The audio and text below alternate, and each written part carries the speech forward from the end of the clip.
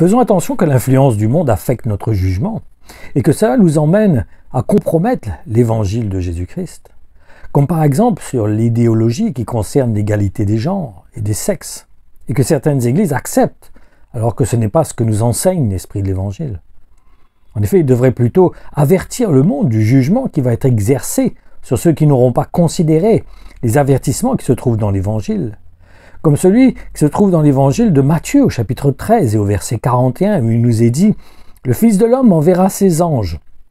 Ils enlèveront de son royaume tous ceux qui font tomber les autres dans le péché et tous ceux qui font le mal. » Nous pouvons aussi lire l'avertissement qui est dans l'évangile toujours de Matthieu, mais au chapitre 7 et dans les versets 22 à 24, où il nous est dit « Quand je viendrai pour juger les gens, beaucoup me diront « Seigneur, Seigneur, c'est en ton nom que nous avons parlé, c'est en ton nom que nous avons chassé les esprits mauvais.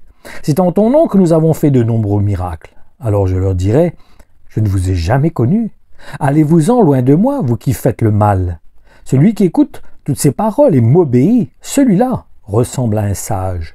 Le sage construit sa maison sur de la pierre. » Bâtissons notre vie sur l'évangile de Jésus-Christ, pas une partie de l'évangile, parce qu'il nous convient ou ce que certains enseignent, mais qui n'est pas en accord avec l'esprit de l'évangile. Considérons les avertissements du Seigneur et n'écoutons pas seulement ce qui satisfait notre chair, qui ne nous confronte pas, qui ne nous emmène pas à prendre en considération ce que Christ nous a dit pour nous préparer pour sa venue, afin que nous soyons enlevés avec lui. Car beaucoup resteront, beaucoup même qui font des miracles resteront. C'est ce que nous dit l'Évangile. Parce que c'est vrai que Dieu est amour, mais Dieu aussi est justice. Il attend de nous une certaine démarche en réponse à l'amour qu'il nous a manifesté.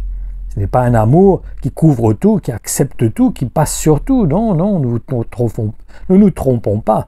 Il accepte lorsque nous nous repentons, lorsque nous brisons notre cœur devant lui et que nous plaçons notre confiance en lui pour être changés, pour être transformés à son image. C'est là la démarche que Dieu attend de nous. C'est que nous soyons dans une disposition de cœur qui veut faire la volonté de Dieu. Et que sa grâce, dans ce cas-là, vient nous assister pour nous aider à marcher selon le cœur de Dieu. Que le Seigneur vous bénisse et vous encourage. Que chacun de nous, nous puissions considérer ce que Dieu attend de nous. Soyez pleinement bénis.